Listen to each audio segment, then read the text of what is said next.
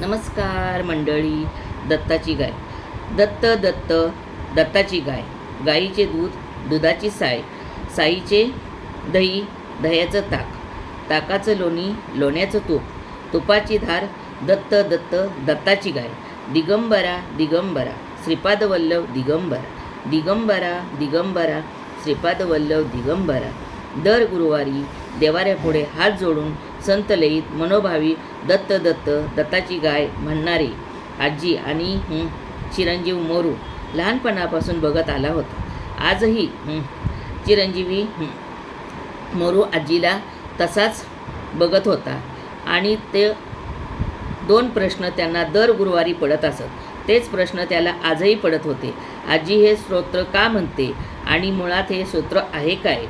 Enough is enough, enough is enough. Hi hi you ऑक्स आजी, this today. चिरंजीव मोरू न ठरवलं. आजीची पूजा संपली. आजीनं हातावर ठेवलेली खडीसाखर तोंडात टाकली. चिरंजीव मोरू विचारात झाला. आजी, टेल मी वन थिंग. आजी बोलताना इंग्लिश नको. मोरू चिरंजीव दाटवल्यासारखा ते सिनेमातले वाक्य तोंडातल्या तोंडात बोलले.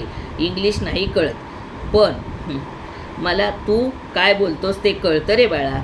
मला बोल तू, असं आजी चिरंजीव मोरूच्या डोक्यावरून हात फिरवत म्हणाली. आजी, हे जे दत्त दत्त दत्ताची गाय तू म्हणतेस हे ते स्तोत्र आहे. Nothing opting of your mean to say रामक्षेत्र रक्षत किंवा अर्धवेश शिष्यमध्ये जसं आपण देवाला प्रे करतो तसंच काही नाही. यात फक्त फूड प्रोसेसिंग आहे. गाईचे दूध, दुधाची साय, साईचे दही वगैरे वगैरे. यात डिवोशन टू गॉड कुठंच दिसत नाही. बरोबर ना? Correct. Me I am wrong. अरे कसल्या रे तुझ्या या शंका? डिस्टिंग मोरू आपल्या चिरंजीवर वैतागलाच.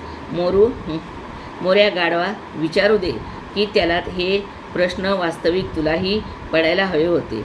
लहानपणापासून तू ऐकत आला आहेस नाही.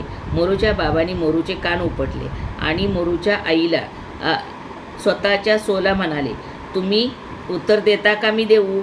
सांगते मी, असं म्हणत मोरूची आई बोलू लागली. माझ्या आईने मला याचा अर्थ सांगितला ना, तो मी तुला सांगते. हो, गाय दत्तात्रेयांची अत्यंत लाडकी. गाय म्हणजे काय तर करुणा, संपत्ता, सात्विकता. मुळात गाय म्हणजे पालनपोषण, दूध देते ती. आधी हे सांगा की मोरूच्या बाबांनी मोरूच्या आईला मध्येच टोकलं आणि पुढे दत्त दत्त दत्ताची गाय म्हणत म्हणजे दत्ताचं अखंड कृपा, संरक्षण ज्याच्याकडे मागणं, असं मोरू आणि त्यांचा चिरंजीवांना समजलं. ओके, हे पटलं. पण पुढच्या त्या दूध, साय, दही, ताक, लोणी, तूप हे फूड प्रोसेसिंग काय संबंधित आहे? चिरंजीव मोरू आपल्या मुद्दा लावून धरला. सांगते बघा, तुला समजतं का? आजी हळूवारपणे बोलली. दुधापासून तुपापर्यंत प्रवास हा दुधाच्या साई, दही आणि मंडळीचा नाही बरं का. तो आहे कुणाच्या तरी भक्ताच्या, साधकाचा प्रवास. काही समजत नाही. आजी पार डोक्यावरून गेलो. चिरंजीव मोरूच्या कबुली जबाब. हे बघ, पहिलं काय आलं? दूध. तसंच भक्ताच्या मनात पाहिलं काय आलं? श्रद्धा. दूध जसं निर्मळ तसं श्रद्धाही निर्मळ असते. हो, मग हे काय? तर श्रद्धारूपी दुधावर येते साय. ही साय म्हणजे श्रद्धेमुळे आपण जमा झालेले सद्विचार. मोरूची आई देवाऱ्यात दिशेच्या हात जोडत म्हणाली. Okay, I am on the same page. चिरंजीव मोरू क्लायंट समजून घेतो अशा थाटात ही दूधरूपी श्रद्धा आणि सदरूपी साय एकत्र आले की त्याची तयार होते ते सदाचरणीरूपी दही. कळतं का? आहेस ना अजून माझ्याबरोबर एका पेजवर? का म्हणालास तसं? चिरंजीव मोरूचा चेहरा विचारमग्न झाला. काय म्हणता तसा झाला? बघू मोरूची मावशी आई म्हणाली. हो हो, दह्यापासून सगळं डायजेस्ट झालं. आजी व्हॉटनेस. चिरंजीव मोरू आता यात गुंतत चालला. अरे दह्याचं पुढे काय होणार? ताकाची प्रकृती हलकी मकी असते, हलकी असते की नाही तर ते या सदाचरणी रूपी दह्यातून तयार झालेल्या ताकानं आपली वैचारिकता प्रकृती हलकी होते. आपला अहंकार जडवत्व नाहीसं होतं. व्हायला हवं बरं का. इतकं वेळ देवाऱ्याकडे बघत बोलणारी आपली सासू हे वाक्य मात्र आपल्याला बघून बोलली याची नोंद मोरूने घेतली. आजी पुढे काय?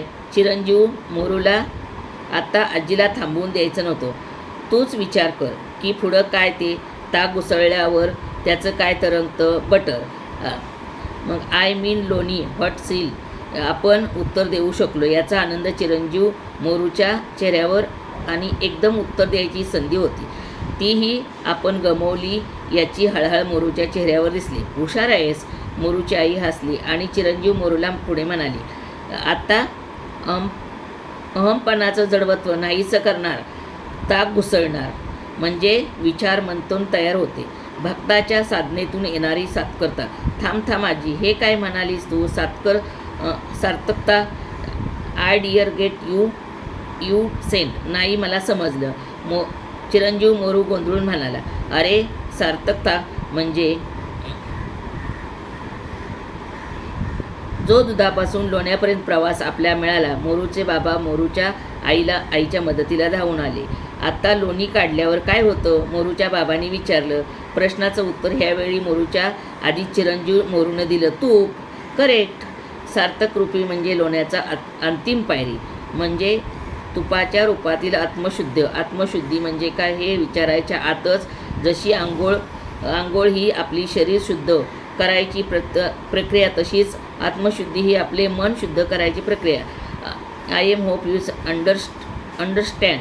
मोरूचे बाबा चिरंजीव मोरूला म्हणाले. येस आजोबा. I am convinced. हे फूड प्रोसेसिंग नाही, देवाचं बीट बाय बीट जवळ जाणं.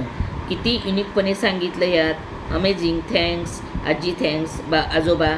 Is as up job well done by both of you. चिरंजीव मोरू आता भारावला का म्हणत तसा झाला. मोरूचे बाबा आता त्यांनी त्याच्या सोने मिळून दिलेल्या प्रश्नाचे शेवटी जवळजवळ पोचले. अशा प्रकारे जसं दूध तूप होई अनेक टप्प्यातून जातं तसंच कुणीही भक्त म्हणा साधक म्हणा दत्तात्रेयाच्या मार्गदर्शनाने अशुद्ध ते शुद्ध प्रारंभ ते परिपूर्ण असा प्रवास करत असतो. मोरूचे बाबा बोलायचे थांबले आणि कुणीच काही बोलले नाही. तसे बघून हसत पुढं म्हणाले. अशा या दत्तात्रेय कृपेचा अखंड प्रवाह, त्यांच्या कृपेची धार. ज्याप्रमाणे सुनबाई घरगुती साजूक तुपाची धार आपल्या भोजनात पानात रोज धरत असतात त्याप्रमाणे सर्वांना आयुष्यात धरले जावो आणि काल खाली केलेलं मार्केटही आज दत्तकृपेने वर जावो. मोरूनं आपली अक्कल पाजळली. मोऱ्या गाढवा तसेच म्हणत मोरूच्या बाबांनी मोरूला पेपरची वळकोटी फेकून मारली आणि दत्त जयंती आणि गोडधोड काहीतरी करा असं तुर्तास मला एक कप चहा द्या असं फरमान सोडलं. हे सगळं आपल्याला आज समजतं. अशी मनात कबुली देत आपण निघालो. दत्ताची पालखी असे म्हणत दत्तगुरूची केवळ पालखी उचलणारे काशीत आहोत हे जाणीव व्यक्त करणारा मिलिंद.